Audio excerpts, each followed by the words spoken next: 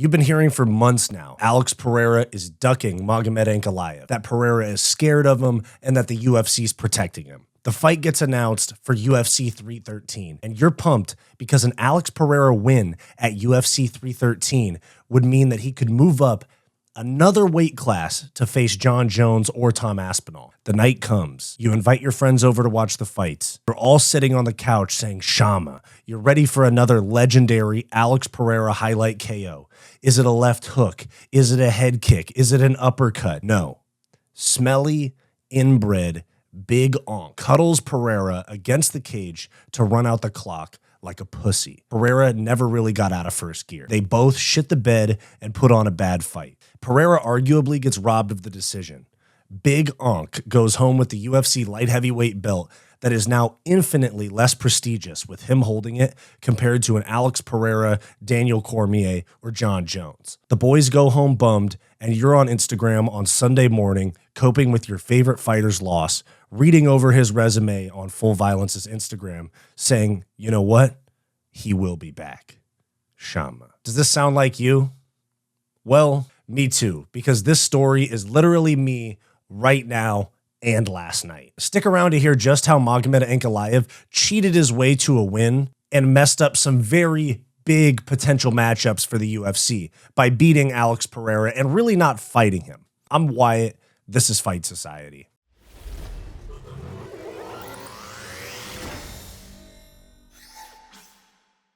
Alex Pereira's UFC run has been nothing short of spectacular. The former two-weight Glory Kickboxing world champion debuted in the UFC in November of 21 and within just a year had captured the middleweight title by beating Israel Adesanya, who he had previously beaten twice in kickboxing. What made it so remarkable was that it was just his fourth fight in the UFC with only 7 MMA fights total at the time. Now, after losing the middleweight belt in a rematch to Adesanya via KO, Pereira moved up to light heavyweight, where his success accelerated even faster. He beat the former champion Jan Blachowicz by decision, and then he won the vacant light heavyweight title by stopping Yuri Prochazka and being the first man to beat Yuri Prochazka in almost 10 years. As champion, he defended his belt with knockouts of Jamal Hill, Yuri Prochazka again, and then Khalil Roundtree before his loss to Ankalaev at UFC 313. Magomed Ankalaev's UFC run has been characterized by steady growth, though a much less explosive and fast track to the title than Alex Pereira. He debuted in the UFC in 2018, where he actually lost his debut with a submission to Paul Craig with 1 second left on the clock in a fight that he would have won by decision. After that debut loss, he has not lost since, with his only non-win being a draw that was semi-controversial to Jan Blachowicz in December of 22. Following that, Ankalaev fought Johnny Walker twice, one being a no contest, one being a KO win, and then he also fought Alexander Rakic at UFC 308, which led to this title shot against Pereira at UFC 313, where he, in my opinion, neutralized. He didn't really fight. He just neutralized Pereira to capture the belt, which I hate. So let's talk about the fight. Round 1, Pereira got off way more than Ankalaev. He was giving Ankalaev problems with the calf kicks. Not much boxing, but plenty of kicking and not really receiving any shots from Ankalaev for that first round. Pereira got the first round on all 3 scorecards. In the second round, Ankalaev got his striking going, keeping Pereira on the back foot.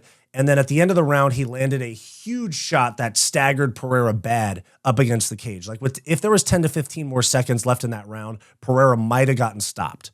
Round 2, for sure to Ankalaev. Round 3, very, very close. I could have seen it going either way, but I gave it to Pereira. Round 4, Ankalaev won on shitty control time, cuddling up against the cage.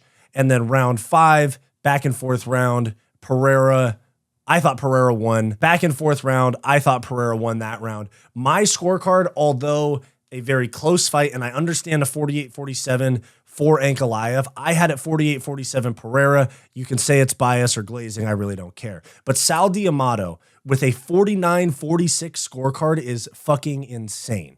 And I'm tired. Like, is this really what we want in the sport? boring decisions, and Sal D'Amato giving away bullshit scorecards for whatever reason. Overall, I loved Pereira's takedown defense. He defended all 12 takedowns. Ankalaev went 0 for 12 on takedowns on the night, but I don't like how much that brought his striking down. His output was really low. It felt like he was just kicking and not really using his boxing. In this fight, Pereira threw a lot of kicks without really unloading the boxing much, which was obvious, like I just said, kind of not typical. Potentially, he wanted his arms available for digging for underhooks to pull Ankalaev up to the upper body from a double leg, like off of his hips. I could see that. But him being so worried about the wrestling really limited his boxing, and Ankalaev really didn't have to eat any massive shots from Pereira, where if Pereira would have just let it go at some point in the 4th or the 5th, like he did against Khalil Roundtree, I thought he could have gotten a stop. But here we are. Now, what's next for Pereira? First off, if Pereira would have won, we would be talking about him fighting Jones or Aspinall or the winner of that. And that could still be on the table, but I'm pretty sure they're going to do the rematch with Ankalaev. Basically, no damage to Pereira unless there's an injury that we don't really know about. But the light heavyweight division needs a fan favorite, so it's got to be Pereira or Yuri as champion. Just from a business standpoint, Ankalaev is not good business. The way he fights, he has no personality, all that. I know I know all you freaking Dagestani fans and all that are going to be in my comments about this, but he's bad for business, okay? His fight style, his personality, all of that. Yuri and Pereira, totally different story. The UFC obviously wants one of those two guys, maybe even Jamal Hill because he's kind of a heel, to have the belt. So maybe Pereira still moves up to heavyweight, and the winner of like Carlos Ulberg versus Jan Blachowicz in London next month, or actually it's in like 2 weeks. Maybe the winner of that fight gets a title shot. The timelines do match up. But given that Blachowicz-Ulberg fight is literally 2 weeks after this, they were hoping Pereira would win. And then the winner of Blachowicz versus Ulberg would fight like a Yuri or somebody like that for a vacant belt. And then Ankalaev, who they obviously don't want as champ, in my opinion, is kind of back in the mix, has to win a couple of fights, stuff like that. But although that's a possibility, I think Pereira is going to stay at 205. I think that although he was moving back way too much and Ankalaev did have some success, I do think it was just a bad night for Pereira. And I think that 205 is the weight class for him. Like, people keep talking about heavyweight. I know Pereira is huge, but let's consider he's a former middleweight, okay? I think that this is the right weight class for him. I don't mind the ideas of super fights against Aspinall or Jones. I know that he probably gets smoked, honestly. I know he probably gets smoked by both of those guys. That's just my opinion. And he's my favorite fighter. I'm not hating. But I do think that 205 is where he needs to be. I think that I feel like they need him at 205 for business as well. And there's still some interesting matchups because if you think about it, he's really only fought Yuri, Jamal Hill, Jan Blachowicz, and Ankalaev of guys that matter at 205. Khalil Roundtree, a little bit further down, but you still have cool matchups. You still have a Blachowicz rematch. You still have Ulberg if he wins. You still have Nikita Krylov. There is some fun matchups if Pereira can get the belt back and some other guys other than Ankalaev can put together a 2-3 fight win streak, something like that. But with how many guys have fought for the belt at the top of that division already, Blachowicz, Ankalaev, Pereira, Prohaska, Jamal Hill, and Khalil Roundtree, it's kind of like anybody's game, like somebody with a 2-fight win streak or even Blachowicz or Ulberg coming off of a win in a couple weeks could get the title shot against Ankalaev or like the winner of an Ankalaev-Pereira rematch. So with all of that said, I gotta say, I'm absolutely fucking sick of this fight style being who has belts in the promotion, okay? Like I'm sick of Ankalaev and Merab fighting style where the strategy is to essentially game the system and steal rounds by stalling and not fighting. Merab is a little bit more guilty of it than Ankalaev, but Ankalaev got 2 rounds last night via this strategy. And MMA Guru said it last night, talking about how bad this is for the sport. And I'll play it right here, but I have to agree. What an absolute barn burner it was. No, my disappointment is immeasurable and my day is ruined. I know this is crazy. I know this is crazy to say. But I prefer when the guy that knocks people out cold and enters an absolute flow state of amazing striking and ability is the champion over a guy that literally just fails takedowns over and over again, keeps at the body at range, lands a good punch at the end of round 2, to be fair, and then once he's failed the takedown, holds Alex Pereira up against a cage for minutes on end throughout a 25-minute fight and gets given a decision because of it. And Pereira wins. We move on. We get massive talks about him moving up to heavyweight. Ankalaev wins. It's just, oh, wow. He landed front kicks, got a big punch off. Like, he did his thing, I know. It just, man, I'd rather Pereira win. Sue me. You know what I mean? I'm coping, I know. Heaven forbid I want the guy who has crazy, amazing moments to keep the belt and go on to become the potential GOAT by challenging at heavyweight. Heaven forbid I want that. No, Ankalaev, he's going to be really fun moving forward, of course. But I'll see him next year. We'll see you in 2026, Ankalaev. Can't fucking wait for him to step up on short notice and save an event. I hate that I'm being gaslit by the fans of like, these guys don't really like MMA. How could you even... We're rooting for Ankalaev. Who are you rooting for Ankalaev? What's going on? There's no reason to. Why do you want the demise of this sport? Do you hate fun? But I know why. I know a lot of MMA channels did it because they can't get anywhere with their takes if they take the same take. So they have to take the alternative take to acquire an alternative fan base. I completely get it. Even though the contrarian view is a way to get a lot of views, I agree with Guru here. That's what we're doing on this channel. We're telling the truth. You know what I'm saying? I'm not going to sit here and say Ankalaev's great for the sport. It's real martial arts because they're grappling. Real grappling, MMA grappling that's entertaining, Islam Makhachev, Charles Oliveira, Khamzat Chimaev. There are entertaining wrestlers. There are entertaining grapplers. Ankalaev's not one of them, and you're not a casual if you don't think that Ankalaev is an entertaining fighter, or that Merab, if you don't think Merab's an entertaining fight style. A bunch of guys, okay? It just is what it is, and it's like the weirdness of this sport where people try to like out hardcore fan each other, like they try to pull each other's fan card on like who's more hardcore and stuff. Dude, I'm a former fighter. I'm with Guru on this, okay?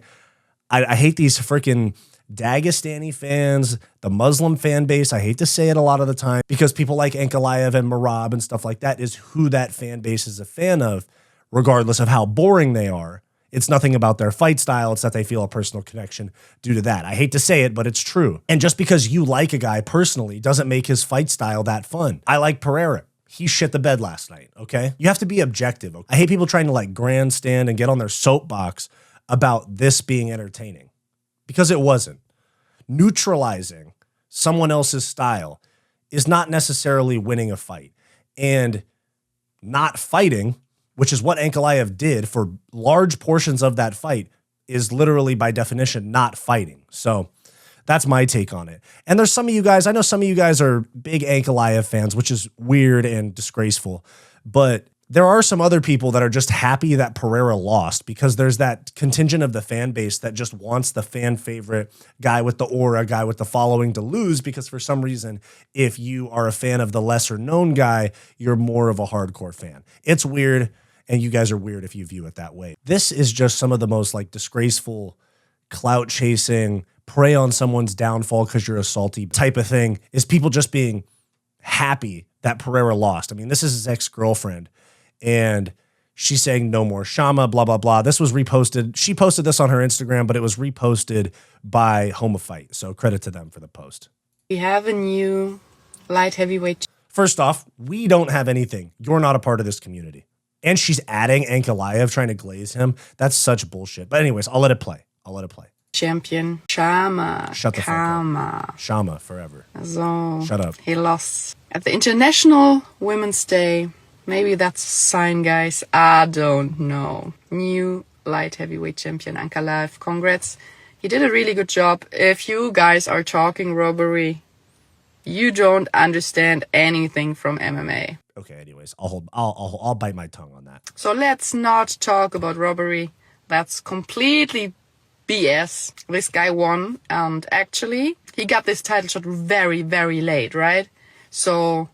No, he didn't. He beat Johnny Walker, and he should have lost to Johnny Walker by DQ in their first fight. He had a boring fight against Rakic, and he should have lost to Blachowicz. I think we should give him some props. Even if we don't like him or we don't like his fighting style, we should give him some props. Glazer. No more Shama. First off, fuck that. Enough of that no more Shama. Okay, no more Shama for you because you went from crying in a Benz to crying in a fucking Nissan, all right? Aside from that, just a real moment from me personally about this fight and Alex Pereira.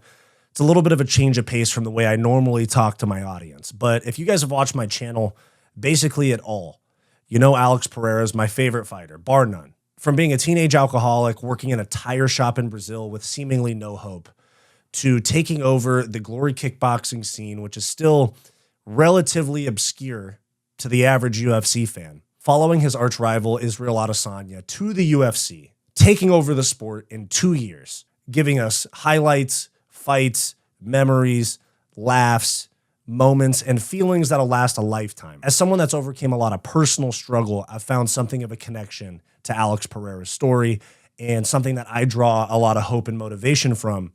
And I think that a lot of you relate to that as well and relate to his story. I sat here prepping this video and thinking through Pereira's title run and just thinking about like where we've come from Madison Square Garden 3 years ago, where he KO'd Andreas Michelitis, to now. It's all just reminded me of like how and why I fell in love with this sport in the first place. Ups, downs, triumphs, defeats, and all the unhinged craziness of the sport, and especially the online community surrounding it. There's really nothing like this sport, and it's really like a representation of life as a whole. So although my favorite fighter and personal inspiration took a disappointing loss last night, it gave me the opportunity to like reevaluate this journey through Alex Pereira's journey, but also my own, this journey that I've been on from being a fighter myself to creating this channel and being a part of this community. It's moments like this, although it's disappointing, that make me realize just how important this sport is to me, along with so many others. Now, with that said, I can't sit here and act like this is the last of Alex Pereira. He's not done. It's time for the rematch. Big Onk. Enjoy this title run while it lasts, because it's going to be short-lived. The hunted becomes the hunter once again. Shama. Thanks for watching this video, guys. Please make sure to like, subscribe, drop a comment down below. All that good YouTube stuff really helps me out a lot. If you want access to bonus content, become a channel member through the link below this video or the join button on our channel homepage. If you're interested in some non-MMA content from me, go check out my podcast, What's Up Bro, with Wyatt and Bo, linked below this video. Go watch this suggested video, and I'll see you next time.